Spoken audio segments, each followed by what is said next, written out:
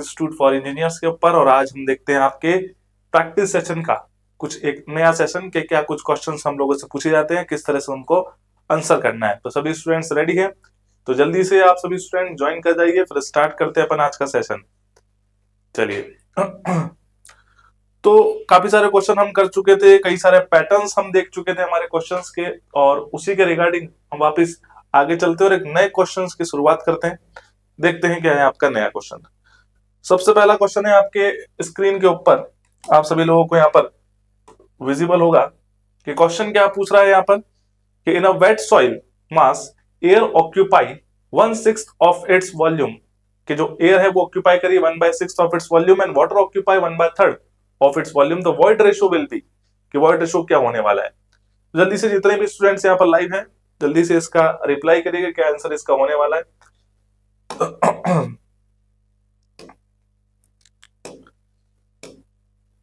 तो हमने कहा कि सर यहाँ पर एक वेट सॉइल मास है। कैसा है सॉइल मास? सर एक वेट सॉइल मास है, और उस वेट सॉइल मास की प्रॉपर्टी दे रखी है कि जो एयर है, एयर जो है वो ऑक्यूपाई कर रही है 1/6 ऑफ इट्स वॉल्यूम, और वाटर जो है वो ऑक्यूपाई कर रहा है 1/3 ऑफ इट्स वॉल्यूम। तो वॉइड रेशियो आपका क्या होने वाला है, उस सॉइल सैंपल का जो है वॉइड रेशियो वो क्या होने वाला है। तो यहां पर अपन देखते हैं कि सर इसी लाइन को पढ़िएगा कि जो एयर है वो ऑक्यूपाई करती है 1/6 ऑफ इट्स वॉल्यूम, मतलब टोटल वॉल्यूम का 1/6, और वेयर जब वाटर है वो ऑक्यूपाई कर रहा है आपका 1/3 ऑफ इट्स वॉल्यूम। तो वॉइड रेशियो क्या होगा ये आपको बताना है। तो वॉइड रेशियो का फॉर्मूला है volume void to the volume of solid होता है, volume void to the volume of solid होता है। बस इसी कंसेप्ट को आपको यूज करना है और आपको निकालना है। तो सर यहाँ पर बात किया जाए कि सर वॉल्यूम ऑफ वॉइड्स जो है वो क्या होने वाला है। तो वॉल्यूम ऑफ वॉइड्स का फॉर्मूला आपको पता है, volume of water plus volume of air होता है, क्योंकि वॉइड्स में वाटर और एयर ऑक्यूपाई होती है। इनको सम कर दो तो v/6 प्लस v/3, तो यहाँ पे अपन लिख सकते हैं 6v प्लस 2v, तो 3v/6 is equal to v/2। तो सर ये तो अगर आप बात करें तो वॉल्यूम ऑफ वॉइड्स आपने निकाला है, फिर वॉल्यूम ऑफ सॉलिड क्या होगा। तो आप सभी को पता है कि सर ये जो टोटल वॉल्यूम होता है volume of solid plus volume of voids होता है। तो वॉल्यूम ऑफ सॉलिड अगर निकाला, टोटल वॉल्यूम में से वॉल्यूम ऑफ वॉइड्स को माइनस कर दो, टोटल वॉल्यूम v है, वॉल्यूम ऑफ वॉइड्स आपने निकाला v/2, तो 2v minus v/2 is equal to v/2। ठीक है, इसको यहाँ लिखते हैं नहीं तो कंफ्यूज हो जाओगे। तो यहाँ पर लिख दे सीधे v/2, 2v, तो 2v माइनस v/2, ये भी हो गया सर v/2 और ये भी हो गया v/2। कहीं ना कहीं सर दोनों जो है वो सेम हमारी निकल के आ रही है। तो यहाँ पर v/2 और ये v/2 कैंसिल आउट हो जाएंगे, तो क्या आ जाएगा सर आंसर 1 आ जाएगा। 1 ऑप्शन में है, बिल्कुल ऑप्शन नंबर सी। क्या हो जाएगा आपका? ऑप्शन नंबर सी हो जाएगा। किसी को कोई भी डाउट है तो बिल्कुल आप कमेंट बॉक्स में कमेंट करके बता सकते हैं, जल्दी से बताइए। जिनको किसी को कुछ भी डाउट है इस क्वेश्चन के अंदर तो बिल्कुल वो कमेंट बॉक्स के अंदर कमेंट करके आंसर बता सकते हैं या क्वेश्चन बता सकते हैं। तो यहां तक ये पहला क्वेश्चन था आपका आज का, और बहुत ही इंपॉर्टेंट क्वेश्चन है। ये क्वेश्चन आपका ईएससी के अंदर भी पूछ रखा है। ठीक है, ये आपका ईएससी के अंदर भी पूछ रखा है, ये एसएससी जेई के अंदर भी क्वेश्चन आपको पूछ रखा है। तो दोनों ही जगह क्वेश्चन आपको लगातार पूछे गए हैं इसके बारे में।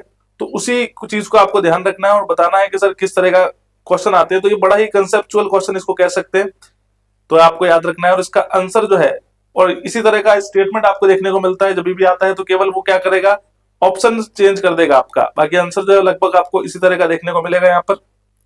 ठीक है, तो यहाँ पर आंसर हो गया आपका 1। चलिए अब आते हैं अपन नेक्स्ट के ऊपर। नेक्स्ट अपन बात करें यहाँ पर, तो देखिएगा क्वेश्चन क्या है। क्वेश्चन कह रहे हैं consider the following effects as indicative of complete saturation of soil sample.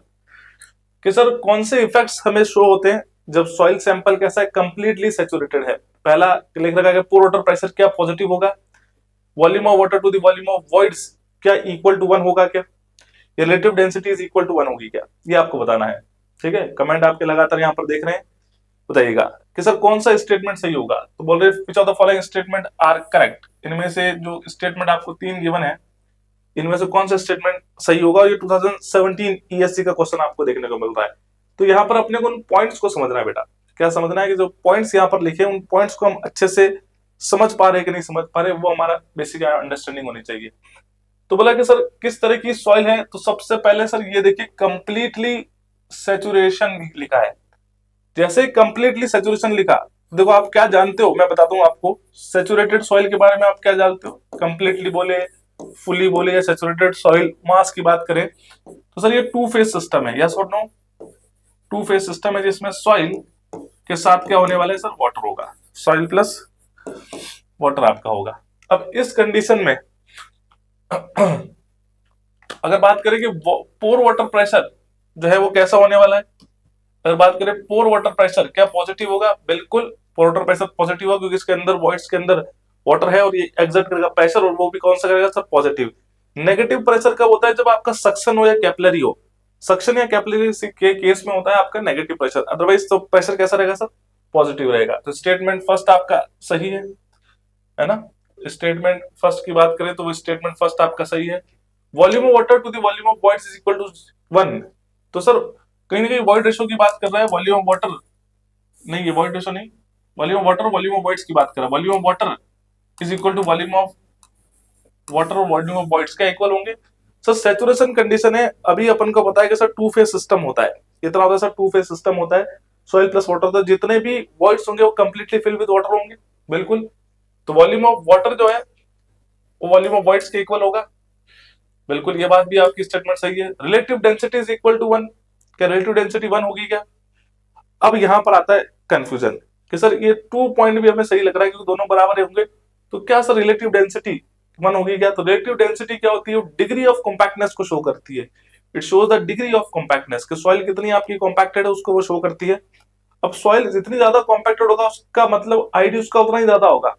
ठीक है, अगर आईडी की बात करें 0 to 15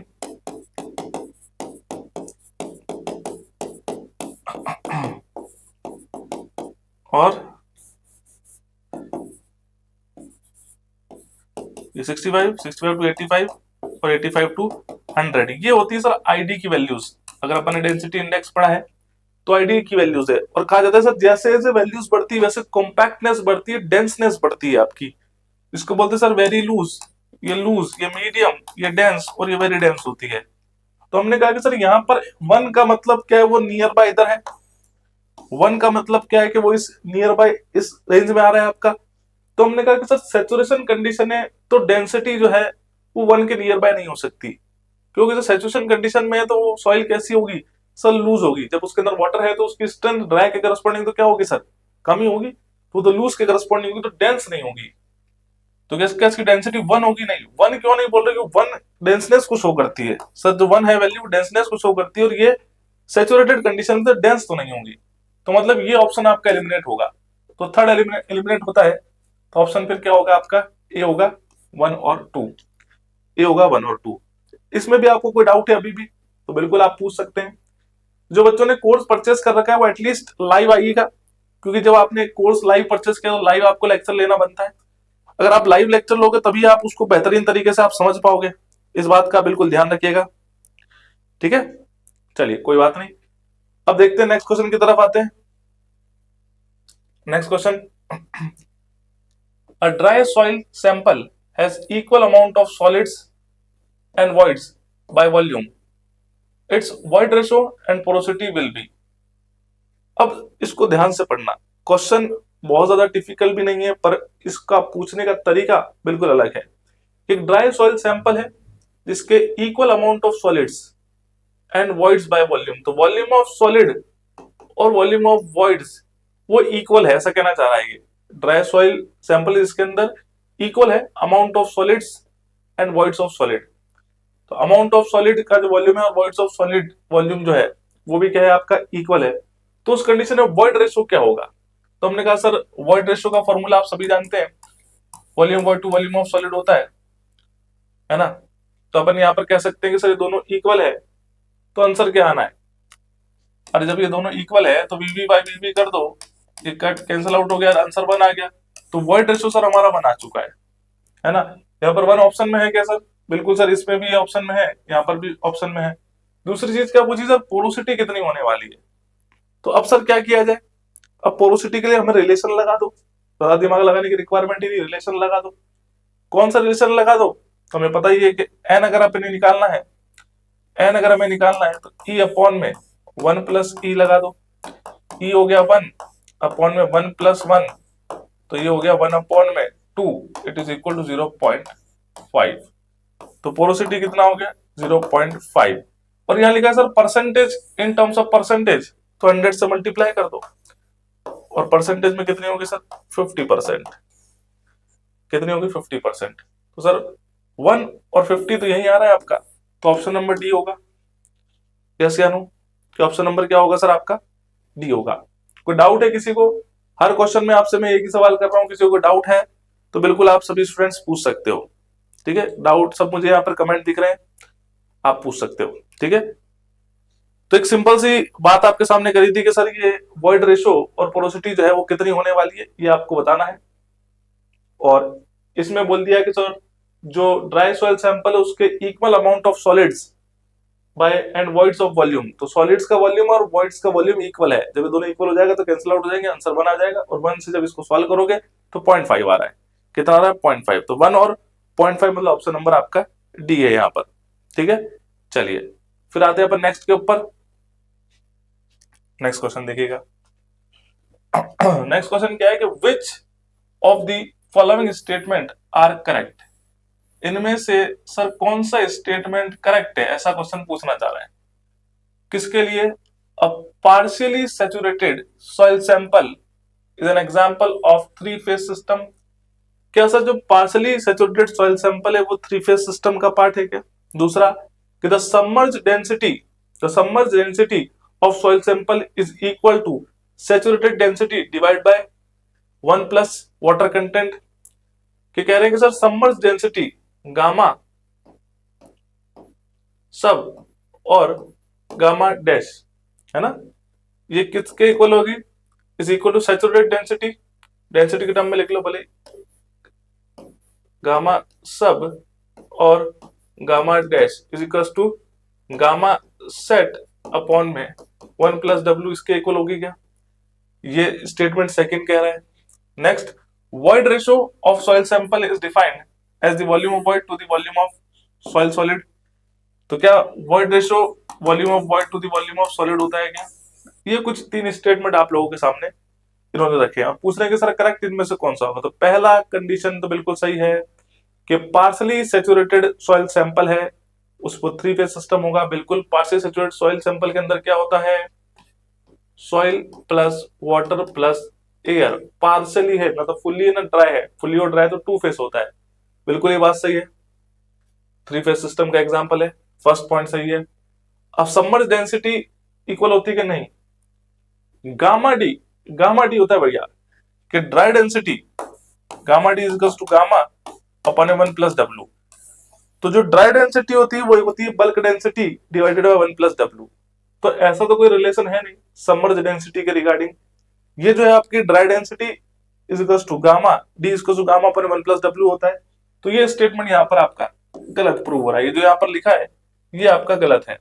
नेक्स्ट बात करें, void ratio of soil sample is defined as the volume of void to the volume of solid. बिल्कुल ये आंसर सही तो है सर, यही तो फॉर्मूला होता है, यही तो फॉर्मूला होता है, मतलब थर्ड भी आपका सही है। तो सेकंड को एलिमिनेट करना है, सेकंड एलिमिनेट हुआ तो ऑप्शन अपने आप क्या हो गया, ऑप्शन नंबर बी हो गया, फर्स्ट एंड थर्ड। क्लियर है, कोई डाउट है बिल्कुल आप बता सकते हो, पूछ सकते हो उस क्वेश्चन के रिगार्डिंग।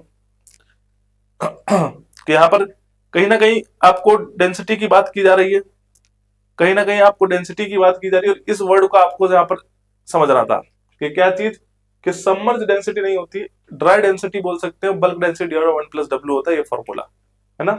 चलेगा, नेक्स्ट क्वेश्चन की तरफ आते हैं। ये देखो यूपी जेई के अंदर क्वेश्चन पूछा गया है, 2 सॉइल सैंपल, ये ईएससी का भी क्वेश्चन है ना, ईएससी का भी क्वेश्चन है यही सेम क्वेश्चन कि 2 सॉइल सैंपल, एक है सैंपल ए दूसरा है सैंपल बी। एक की पोरोसिटी यहां पर देखिएगा एन ए जो है 40% है और दूसरे की पोरोसिटी NB जो है वो 60% है।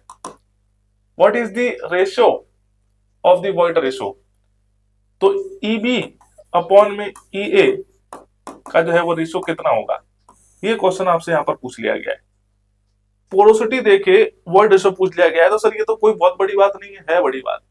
क्या बड़ी बात है कि जब आप रेशियो निकालोगे उसके बाद आप A/B नहीं करना है, आपको B/A का रेशियो देखना है, बस इतना सा याद रखना है। बहुत ज्यादा इसमें कैलकुलेटिव पार्ट नहीं है, बस केवल जो आपको दिमाग में चीज याद रखनी है वो याद क्या रखनी है कि सर यहाँ पर जो आंसर होने वाला है वो रेशियो जो होने वाला है वो इनवर्स पूछ रखा है, देखो B/A का पूछ रखा है, और जनरली अपन क्या है जल्दीबाजी में A/B रख देते हैं, ठीक है, तो वहीं पर अपना क्वेश्चन जो है वो गलत हो जाता है। तो सॉल्व करके देख लीजिए, आराम से इसका क्वेश्चन बन जाएगा आपका। ये निकालना है E is equals to n upon 1 minus n और is equals to n upon 1 minus n और n equals to E upon 1 plus E होता है। ये B के लिए लिख दो, ये B के लिख दो, ये B के लिए लिख दो। यहाँ पर 40 है ना, तो 0.40 1 माइनस 0.40, सेकेंड के लिए 0.60 1 माइनस 0.60, तो ये हो गया 0.40 डिवाइडेड बाय 0.60, ये हो गया 0.60 डिवाइडेड बाय 0.40। यस या नो? देखिए यहाँ पर सभी कि 40% था पहला, तो 0.40 1 माइनस 0.40 तो 0.6 बन गया, यहाँ पे 0.6 था 1 माइनस 0.6 तो 0.4 बन गया। मतलब ये हो गया आपका, यहाँ से देखे तो 4/6 और यहाँ से हो गया आपका 6/4। इसको फिर थोड़ा तो 2/3, ऐसे थोड़ा तो 3/2। ठीक है, हमने कहा किसका रेशो निकालना है, तो यहाँ पे साफ लिखा गया है सर EB/EA का रेशो निकालना है, EB/EA का रेशो निकालना है। तो EB ये रहा, EB/EA, EB ये रहा आपका 3/2 और EA रहा आपका 2/3, है ना, इनवर्स हो गया ना ये 2/3, 3 9 और 2 4, ठीक है, 3 9 और 2 4, तो 9/4 हो गया। ऑप्शन क्या हो गया आपका 9/4। तो ये थोड़ा सा आपको यहाँ पर देखना है, इस तरह के क्वेश्चन बड़े ही ट्रेंडिंग में रहते हैं जेई के अंदर, मैं बता रहा हूँ खास करके जेई के अंदर, एई के अंदर इस तरह के क्वेश्चन बड़े ट्रेंडिंग में रहते हैं, क्योंकि वो थोड़ा सा कंफ्यूज करता है। बस वो A/B की जगह वो B/A, आप A/B निकालते रहोगे, आंसर मैच नहीं होगा, हो भी जाएगा तो वो गलत आंसर मैच होगा। ठीक है, तो ये थोड़ा सा आपको यहाँ पर इस चीज का ध्यान रखना है कि क्या आपका आंसर होने वाला है। तो ये हो गया 9/4, आपका आंसर बिल्कुल एग्जैक्टली सही है। अब आते हैं अपन नेक्स्ट के ऊपर। तो नेक्स्ट क्वेश्चन देखिएगा, ठीक है, समझ आ रहा है सभी स्टूडेंट को ना कि नहीं? तो कह रहे हैं the moisture content of fully saturated soil is 100%, then the void ratio is equal to. Moisture content पूछ रहा है और सॉइल कैसी है, फुल्ली सैचुरेटेड। जितनी बार भी इस तरह की बातें आती, fully saturated, partially saturated, dry, उतनी बार ही अपने को किसको रिवाइज करना है, किस चीज को याद रखना है, उस समय हमें याद रखना है हमारा वही एक बात, इसको हम कहते हैं फेज डायग्राम। तो कैसी फुल्ली सैचुरेटेड सॉइल, तो सॉइल प्लस वाटर है ना, फुल्ली सैचुरेटेड सॉइल, और मॉइस्चर कंटेंट आपको दे रखा है कितना है, 100% है। तो वॉइड रेशियो क्या होगा? तो सर ऐसा तो कहीं हमने कुछ पढ़ा ही नहीं। अरे ऐसा पढ़ा नहीं, यहाँ पर रिलेशन लगेगा सहवाग वाला, SE is equal to WG, SE is equal to WG।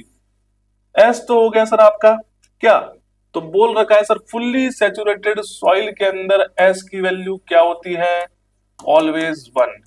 Fully saturated soil के कंडीशन में S इज इक्वल टू 1, और फेज डायग्राम में अपन ने अच्छे से पढ़ा था, इसलिए मैंने बार बार बोल रहा हूँ फेज डायग्राम याद रखिएगा।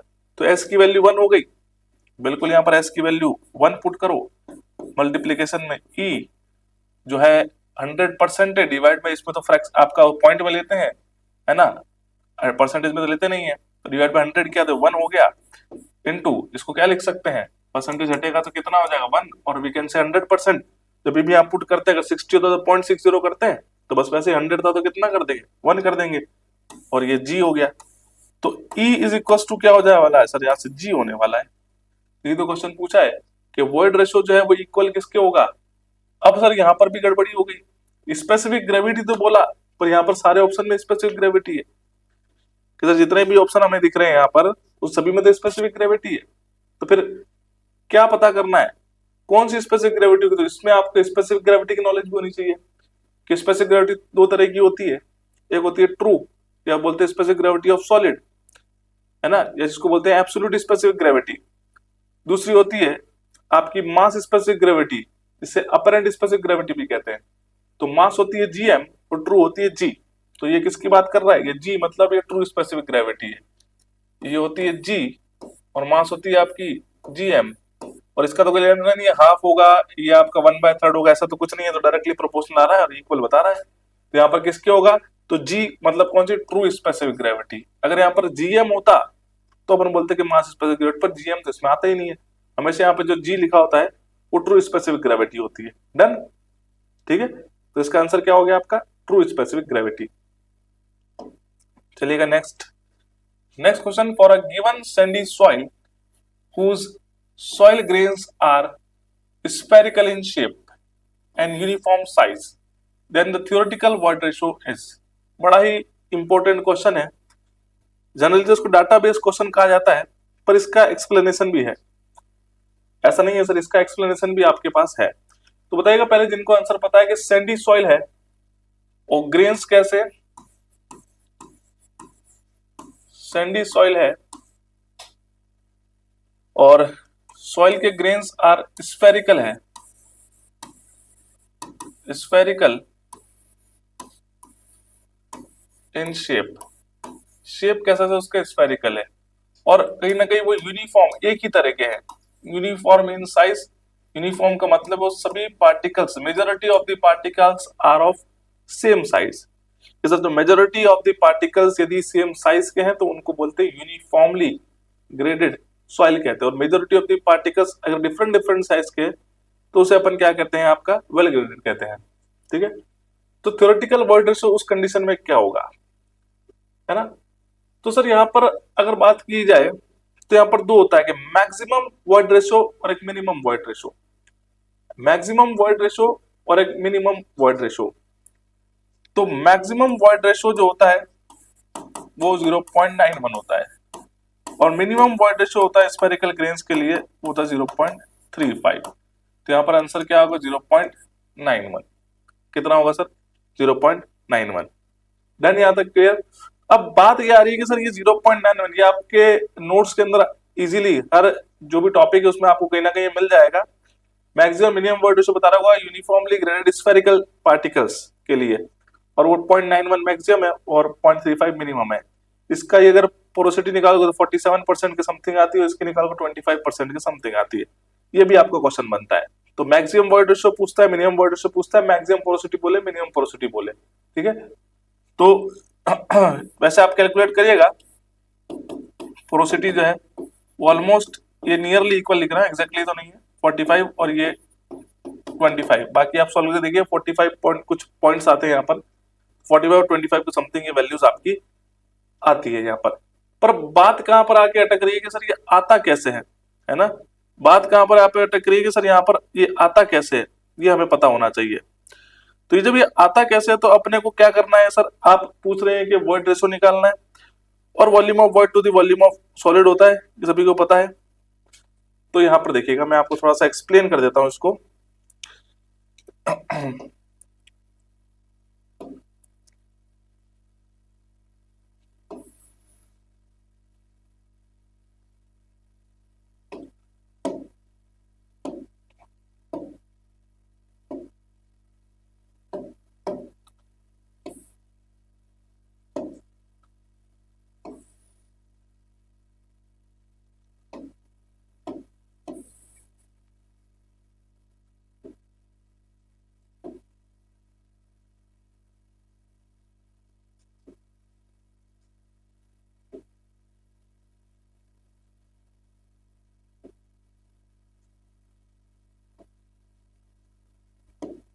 ये हमने कह दिया, ये सर इस तरह का है कि एक क्यूबिकल एरे में जमाते हैं। अगर मैक्सिमम जब निकालना है तो आपका जो अरेंजमेंट होता है वो क्यूबिकल एरे में होगा। किस में होता है सर? आपके एक क्यूबिकल एरे के अंदर होता है। है ना, ये पार्टिकल है आपका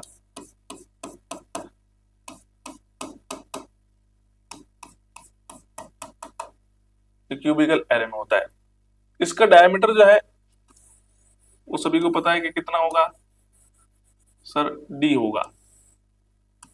डायमीटर जो होगा वो कितना होगा आपका, डी होगा। स्फेरिकल पार्टिकल है, यूनिफॉर्मली ग्रेडेड, मतलब सभी लगभग सभी पार्टिकल आपके यूनिफॉर्म है, और इसमें जो अरेंजमेंट होता है वो क्यूबिकल एरे में होता है। क्यूबिकल एरे के अंदर इसको ऑर्गेनाइज किया जाता है।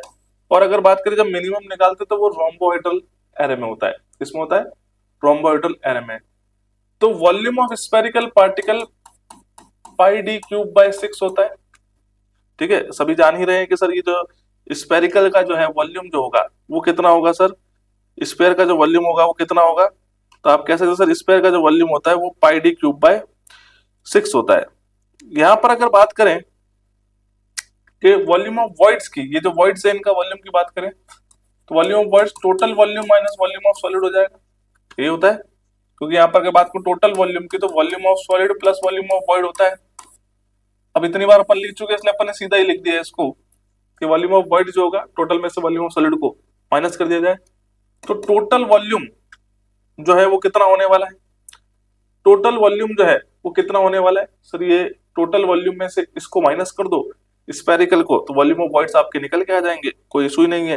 टोटल वॉल्यूम जो है वो डी क्यूब है, इस डी क्यूब में से पाई डी क्यूब बाय 6 को माइनस कर दिया तो 6 D cube minus pi D cube divided by 6, ये हो गया वॉल्यूम ऑफ वॉइड, ये हो गया आपका volume of void. No doubt जितने भी यहाँ पर स्टूडेंट्स है ना।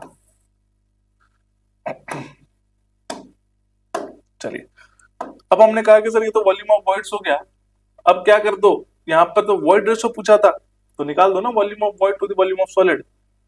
तो क्या करो, वॉइड रेशो क्या होता है, volume of void to the volume of solid. Volume of void ये भी आपने निकाला 6 D cube, 6 D cube minus pi D cube divided by 6, और वॉल्यूम ऑफ सॉलिड जो है वो होता है आपका पाई डी क्यूब डिवाइडेड बाय 6। इन दोनों को रिजॉल्व करके देखिएगा तो ये 6 D cube divided by pi D cube minus pi D cube upon में पाई डी क्यूब, ये कैंसिल आउट हो गया, यहाँ पर डी क्यूब से डी क्यूब चला गया तो 6 अपॉन में पाई माइनस 1, ठीक है, 6 अपॉन में पाई माइनस 1, तो यहाँ पर 6 माइनस 3.14 डिवाइडेड बाय 3.14, तो सर लगभग इसको माइनस करने पे 3 से तो कम ही आने वाला है, 3 से कम आएगा, और ये जो है यहाँ पर वैल्यू ज्यादा है तो वैल्यू क्या होगी, 1 से कम आएगी, तो यहाँ से नियरली इक्वल टू 0.90 ऐसा कुछ आता है तो 0.91 अपन लिख देते हैं। कितना लिख देते हैं, 0.91, और यही तो आंसर अपन ने यहाँ पर टिक किया है। देखो आंसर क्या टिक किया है, 0.91 अपन ने यहाँ पर टिक किया है। गॉट इट, इस बात से आप सब स्टूडेंट्स क्लियर है, बताइए किसी को कोई भी डाउट हो। तो 0.91 हो गया मैक्सिमम। जब इसका अरेंजमेंट जो है वो कैसा है सर, आपका क्यूबिकल एरे के अंदर जब होगा तब अपन जो कहेंगे सर ये मैक्सिमम वॉइड रेशो देता है, और जब ये आपके रोम्बोइडल एरे में होगा तो ये मिनिमम वॉइड रेशो देगा, तो ये क्या देगा आपको, मिनिमम वॉइड रेशो देगा। डन, यहां तक चलिए। तो अब आते हैं अपन नेक्स्ट क्वेश्चन की तरफ कि which of the following gives the correct decreasing order of the densities of soil sample. Soil samples की डेंसिटी डिक्रीजिंग ऑर्डर के अंदर आपको रिप्रेजेंट करनी है। सबसे ज्यादा डेंसिटी किसकी होगी, उसके बाद किसकी होगी, उसके बाद किसकी होगी, सबसे कम किसकी होगी, डिक्रीजिंग ऑर्डर की। Saturated, submerge, wet, dry, saturated, wet, submerge, dry, saturated, wet, dry, submerge, या वेट, सैचुरेटेड, सबमर्ज और ड्राई। तो इस कंडीशन में जब अपन ने डेंसिटी या यूनिट वेट पढ़ा होगा तो एक सीक्वेंस आपको लिखाया गया होगा, और वो सीक्वेंस आपको यहाँ पर याद रखना है। ठीक है, वो सीक्वेंस आपको यहाँ पर याद रखना है कि यूनिट वेट या डेंसिटी वही, तो अपन ने बोला सॉलिड, सैचुरेटेड, बल्क, ड्राई, और गामा डैश जिसको बोलते हैं सबमर्ज। ये सीक्वेंस आपको याद रखना है। जितने भी स्टूडेंट्स यहाँ पर हैं तो इस लेक्चर को देख रहे हैं उनको, उनके लिए जो सबसे इंपॉर्टेंट जो चीज है वो ये है। अब किसी भी तरह का क्वेश्चन आ जाए डिक्रीजिंग या इंक्रीजिंग, अगर आपको ये सीक्वेंसिंग आपको याद है अगर आपको ये सीक्वेंसिंग याद है तो आपका काम बन जाएगा। कि सबसे पहले आएगा सॉलिड, फिर सैचुरेटेड, फिर बल्क, फिर ड्राई और फिर सबमर्ज। तो सॉलिड सबसे ज्यादा होती है, फिर सैचुरेटेड आएगा, तो मतलब सबसे सॉलिड तो यहाँ पर है ही नहीं। सैचुरेटेड आएगा, बिल्कुल से सैचुरेटेड तो यहाँ पर भी है, सैचुरेटेड यहाँ पर भी, सैचुरेटेड वेट, तो ये गड़बड़ हो गया, ये कैंसिल आउट हो गया। सैचुरेटेड का आंसर बल्क आने वाला है। बल्क, बल्क का मतलब उसको वेट ही कहते हैं और कुछ नहीं। तो एक जरूर याद रखिएगा कि जो सबमर्ज यूनिट वेट होता है, जो सबमर्ज यूनिट वेट होगा ये हमेशा जो है वो सबसे कम होगा। इसे सबमर्ज यूनिट वेट जो हमेशा क्या होगा, सबसे कम होगा। और ये सैचुरेटेड का कितना होता है, ये भी क्वेश्चन पूछ लेते हैं। सैचुरेटेड का ये नियरली हाफ होता है, जो गामा डैश है वो नियरली हाफ होता है सैचुरेटेड का। सैचुरेटेड यूनिट वेट का हाफ होता है, इसका ये जनरली हाफ होता है। सबसे कम जो मिनिमम वैल्यू होती है यूनिट वेट की, वो सबसे मिनिमम वैल्यू जो होती है वो किसकी होती है, सबमर्ज की। तो लास्ट में सबमर्ज है ना, डिक्रीजिंग ऑर्डर है, लास्ट में सबमर्ज। तो वैसे भी अपन यहाँ पर देख लिए कि सर यही बन रहा है, सीधे अपन यहाँ से भी टिक लगा सकते थे, पर ये सीक्वेंसिंग याद रखनी है कि सबसे पहले सॉलिड, सॉलिड है नहीं, फिर सैचुरेटेड, सैचुरेटेड आ गया, फिर बल्क, बल्क का मतलब वेट ही होता है, तो वेट वेट दोनों में फिर आ रहा है, ये भी कैंसिल आउट हो गया, सबमर्ज आ गया, सबमर्ज लास्ट में आता है। बल्क फिर ड्राई आएगा, तो सर बिल्कुल ड्राई आएगा, सबमर्ज लास्ट में आना चाहिए। तो यही अपना जो है सी, वो आपका करेक्ट आंसर हुआ। तो यहाँ पर है वो कौन सा होगा सर, सी हमारा करेक्ट आंसर होना चाहिए, बताइएगा। कोई डाउट है किसी को तो पूछ सकते हो। तो सीक्वेंस याद रखिएगा, सॉलिड, सैचुरेटेड, बल्क, ड्राई और submerge. Solid, saturated, bulk, dry और सबमर्ज। डन। फिर देखते हैं अपन नेक्स्ट पे। Arrange the following list of soils in increasing order of surface area. अब यहां पर increasing order of surface area, increasing order of surface area. अब डिक्रीजिंग नहीं, इंक्रीजिंग। सबसे बड़ा सरफेस एरिया जो होगा किसी भी सॉइल का, वो सबसे पीछे आने वाला है ना, सबसे पीछे आने वाला है। बताइएगा, silt, sand, colloidal clay, sand silt colloidal clay, sand silt clay colloidal या सिल्ट क्ले सैंड कोलाइडल, क्या आंसर आने वाला है बताइएगा, जितने भी स्टूडेंट्स यहाँ पर है। तो हमने कहा कि सर इंक्रीजिंग ऑर्डर की बात कर रहा है सरफेस एरिया की, तो लोअर से हायर की तरफ जा रहे हैं अपन, लोअर से हायर की तरफ जा रहे हैं। तो लोअर कौन सा होगा, तो सर सरफेस एरिया का कंसेप्ट क्या कहता है, ये देखो इतना सब आप सुन लीजिए। वो कंसेप्ट सुनना, इन ऑप्शन से हमें कोई लेना देना ही नहीं है। कि बोलते सर जो पार्टिकल जितना स्मॉलर होगा उसका सरफेस एरिया उतना ही बिगर होगा। जो particle surface area is inversely proportional to the size of particle, size of particle।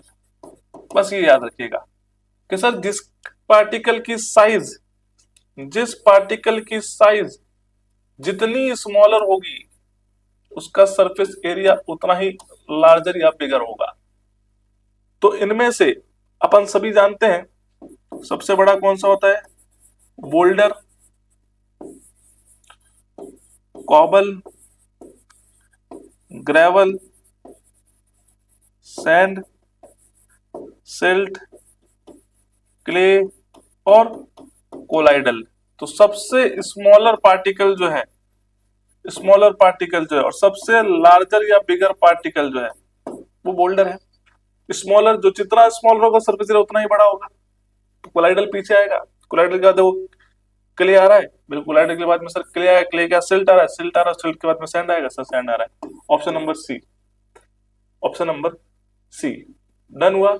कि जो पार्टिकल जितना स्मॉलर होगा उसका सरफेस एरिया उतना ही ज्यादा होगा, उसका सरफेस एरिया उतना ही ज्यादा होगा। और यही कंसेप्ट है, जो अगर कंसेप्ट की बात करें सर यही कंसेप्ट है जो कि अपन को यहाँ पर समझना है। चलिएगा, फिर एक बहुत ही बढ़िया क्वेश्चन ईएससी के अंदर पूछा गया है, और कहीं ना कहीं ये 1996 के अंदर, और ये एसएससी जेई में भी पूछा गया है आपको 2019 के अंदर। ठीक है, काफी बेहतरीन क्वेश्चन है। यहाँ पर आपका कंसेप्ट काम करेगा, ना कि कुछ रटा रटाई चीजें, कि volume and weight of air water and solid in soil mass are given in the table. Component दे रखे एयर वाटर और सॉलिड। वॉल्यूम यहाँ पर दे रखा है आपको सेंटीमीटर क्यूब के अंदर 0.2, 0.3 और 0.5। वेट दे रखा है आपको ग्राम के अंदर 0, 0.3 और 1। Consider the following statements. Following statements S1 to S4, 4 statements है आपके, S1, S2, S3, S4। Which of the statements are correct? इनमें से कौन से स्टेटमेंट आपके करेक्ट है, बस ये आपको पता करना है। इनमें से कौन से स्टेटमेंट जो है वो आपके करेक्ट है, ये आपको पता करना है। अब बात की जाए कि सर कैसे पता करेंगे और क्या स्टेटमेंट है, कि soil is partially saturated with a saturation grade of 60%। Degree of saturation की बात कर रहे हैं, इसे अपन कहते हैं S, और ये कहते हैं 60% होगी। अब इसको जस्टिफाई करना है कि ये सही है कि गलत है, और जस्टिफाई करना है मतलब आपको कैलकुलेट करना है कुल मिला के। तो इसमें 4 क्वेश्चन है, एक क्वेश्चन नहीं है, 4 क्वेश्चन है। चारों जब तक नहीं निकालोगे कैसे पता चलेगा कौन सा सही कौन सा गलत, है ना। तो मैं कहा सर डिग्री ऑफ सैचुरेशन, तो volume of water to the volume of void होता है।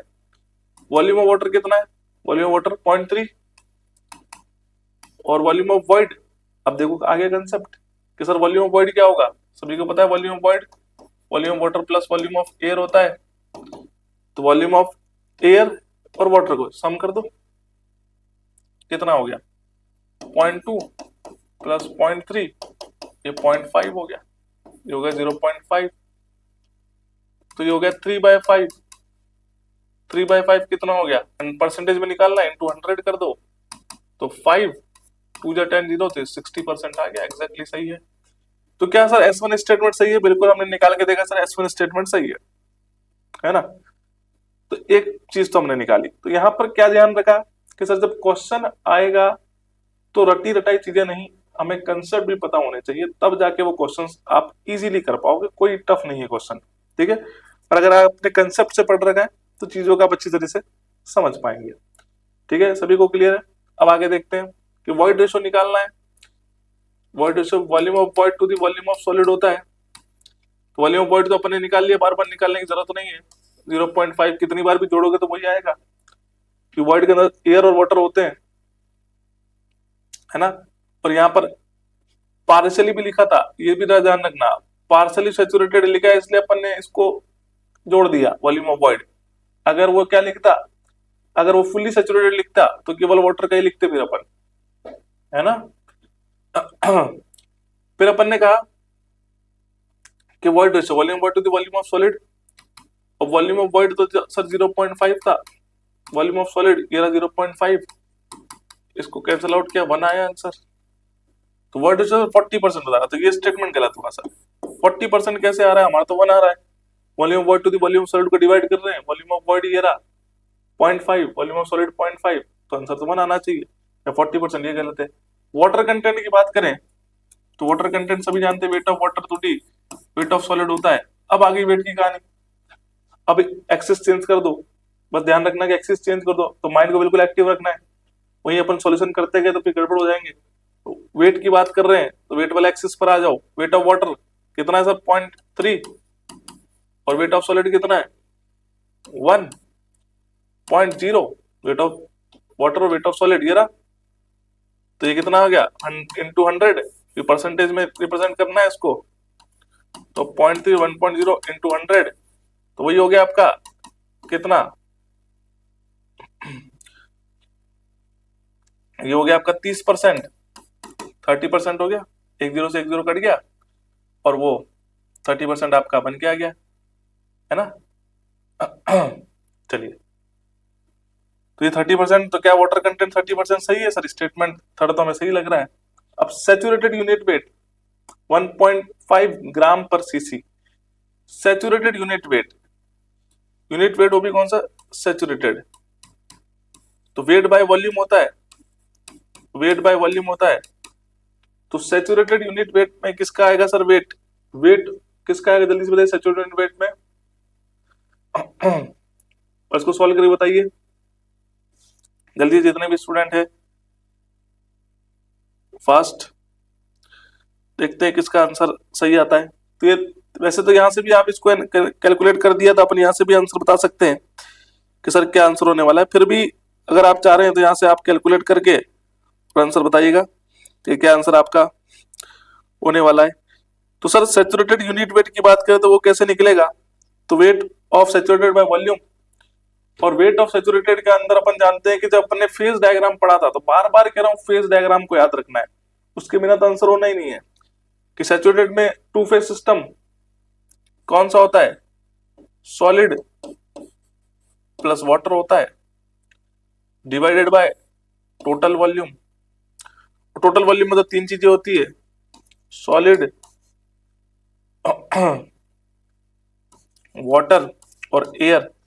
टोटल वॉल्यूम में तीनों जुड़ेगा, और यहाँ पे सैचुरेटेड में टू फेज सिस्टम होता है, सॉइल प्लस वाटर, दोनों को ऐड कर दो। सॉइल ये रहा सर और वाटर ये रहा, ऐड करो कितना हुआ 0.3 और 1, और टोटल वॉल्यूम कितना हुआ इन सभी को ऐड कर दो, तो तीनों दो 5 और 5 10, तो मतलब 1 आ जाएगा इसका आंसर। तो ये हो गया आपका 1।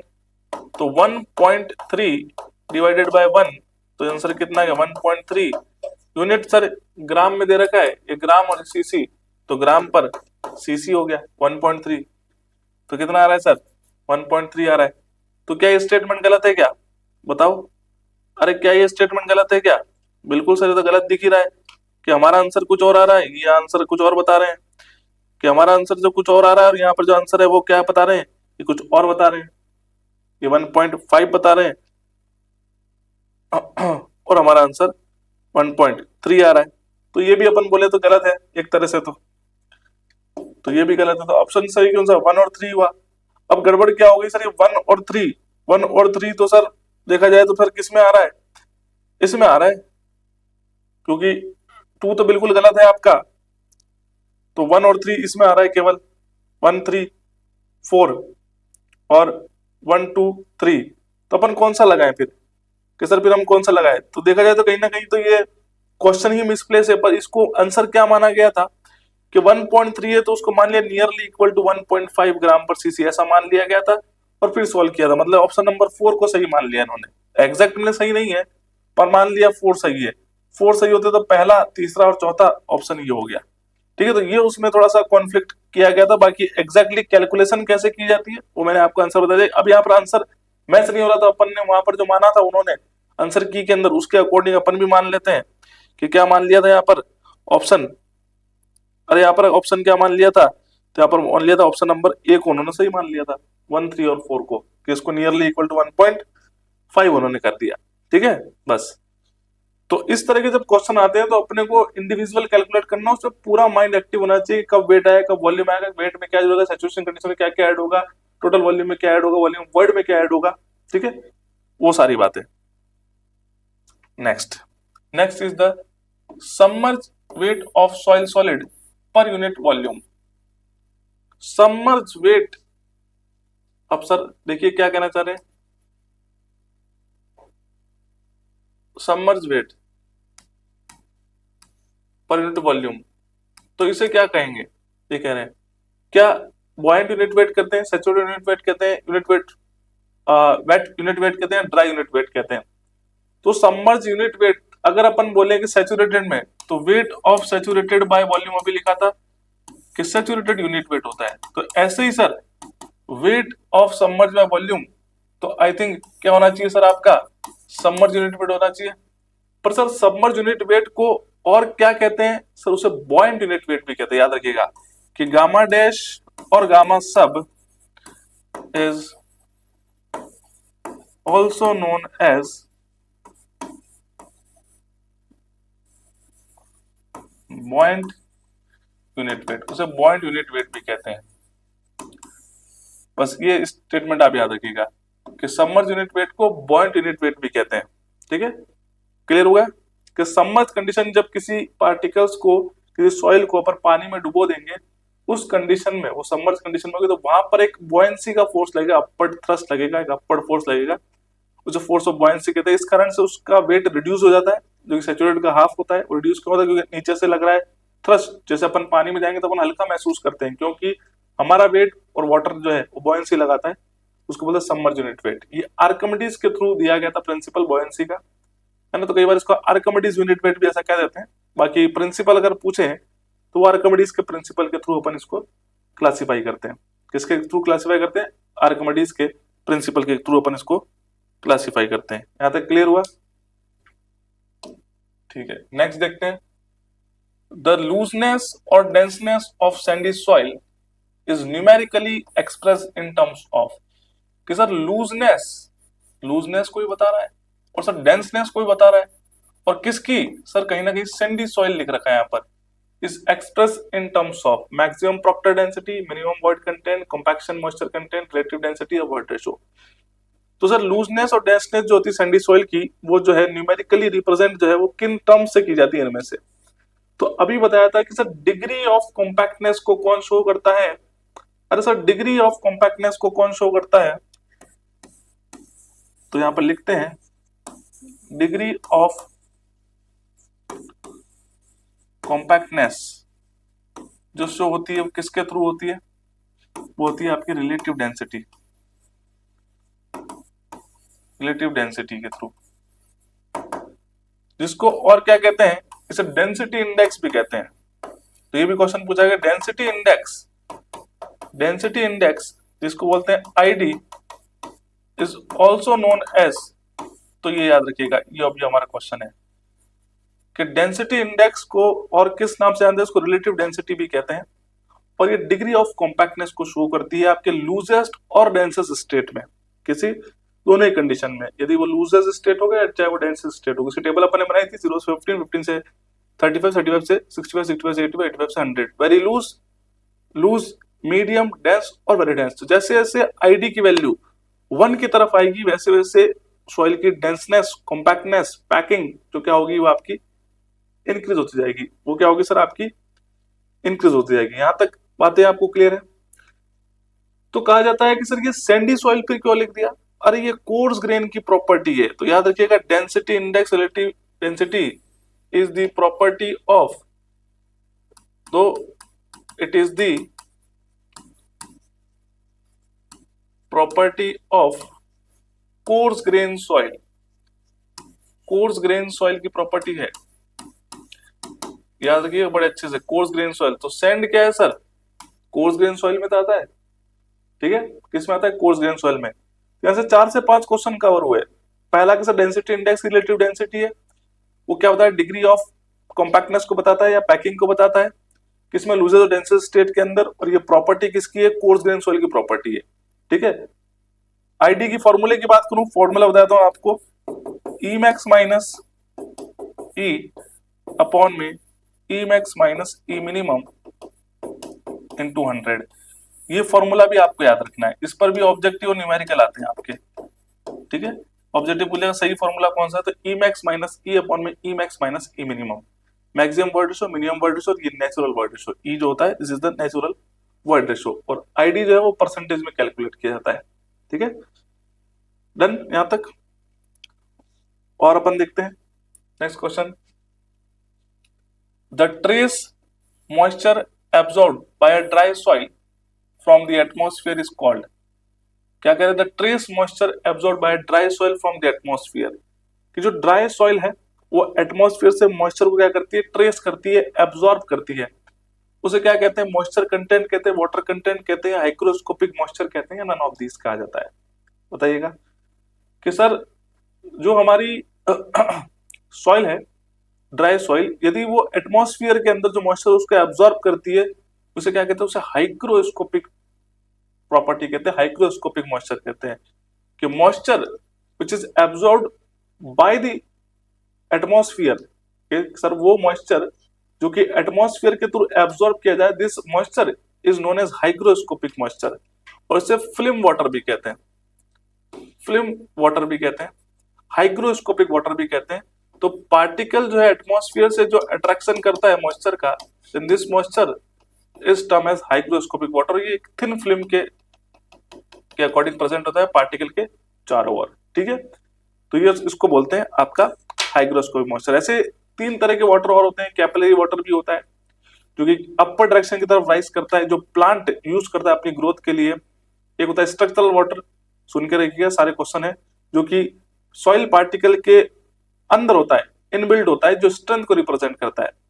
एक ग्रेविटी वाटर, जो फ्री वाटर, जो कि ग्रेविटेशनल फोर्स के थ्रू वाटर फ्लो होगा और वो वाटर टेबल पे जाके जुड़ जाएगा, इसको बोलते हैं ग्रेविटी वाटर। तो इस तरह के टाइप्स ऑफ वाटर होते हैं जो अपन ने आज डिस्कस करे इस क्वेश्चन के थ्रू। इसमें भी 4-5 क्वेश्चन आपके हो गए ऑलमोस्ट। तो आज का सेशन अपन यहीं पर एंड करते हैं, मिलते हैं आप सभी लोगों से नेक्स्ट सेशन के अंदर कुछ नए क्वेश्चंस के साथ। तो आज के लिए इतना ही। Thank you and bye bye to all of you.